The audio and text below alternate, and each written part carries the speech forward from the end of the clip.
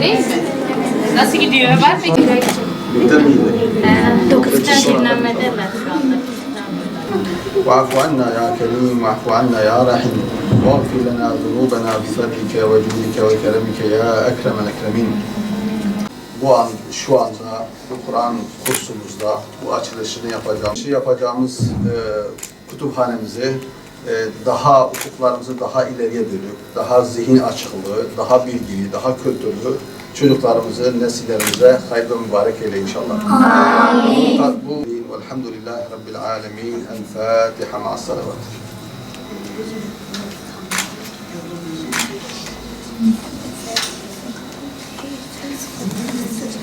Şuradan gördüğüm kadarıyla böyle güzel, şirin bir kütüphane hazırlamışsınız.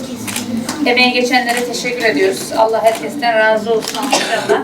Öyle kızlarımızın güzel zaman geçireceği, bol bol ilmi bilgiler edineceği güzel bir kütüphane olur. Bismillahirrahmanirrahim. Hocam kesiyoruz. Ya Allah. Bismillah. Gelen o üç kitaptan hepsi buradan yapılmış. Oraya 10 yıl çalışmak yapacak öğretmenim. Sistem aynı zamanda bize yapacak. Bu sistemde de hangi kitabı okumuş, hangi yazarın bilgisi oraya yönelsin diye. Kendimize yönlendireceğiz. Ayşe Hocam. Cengiz Aydın Hocam, Sisteme bir kitabı yüklemek 2 dakikayı alıyor. Ve çok uğraştılar. Allah razı olsun. özellikle yani evlerindeki tanıklar kitapları değil de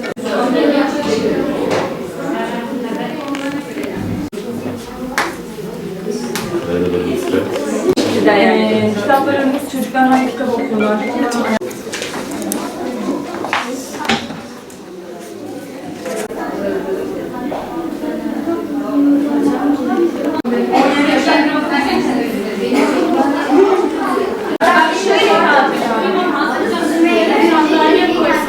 Aslında her hafızlık kursunda kütüphane, kitaplık vardır.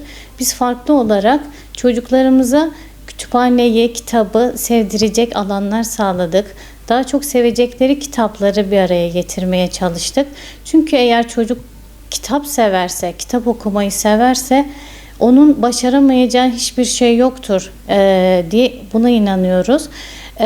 Ve yaklaşık 2000 tane kitap kütüphanemizde şu anda mevcut. Her ne kadar hafızların ve hafızlık yapanların bazı yerlerde kitap okuması zaman kaybı görünse de biz öyle düşünmüyoruz.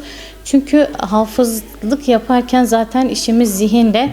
Zihin uyarılmış oluyor. Uyarılmış bir zihnin kapasitesi genişliyor. Zeka kapasitesi genişliyor ve çocuk okurken anlamlandırmaya çalışırken bağlantılar kuruyor ve ayrıca odaklanma ve motivasyonu artıyor.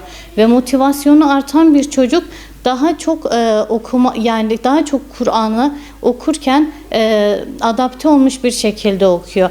Ve en önemlisi de bilinçli, daha şuurlu hafızlar yetiştirmek. Yani maksadımız bu aslında. Çocuk neyi ne için yaptığının farkında olmalı. Bu farkındalığı oluşturmak için de kitap okumaları gerektiğini düşünüyoruz. O kadar çok ki zaten. Yani bunları saymakla bitmez zaten. Hafızlar için kitap okumak olmazsa olmazdır diye düşünüyoruz.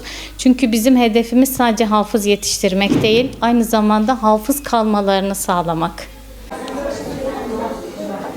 Diğerlerine biraz geriye çekilir misin? Bak çok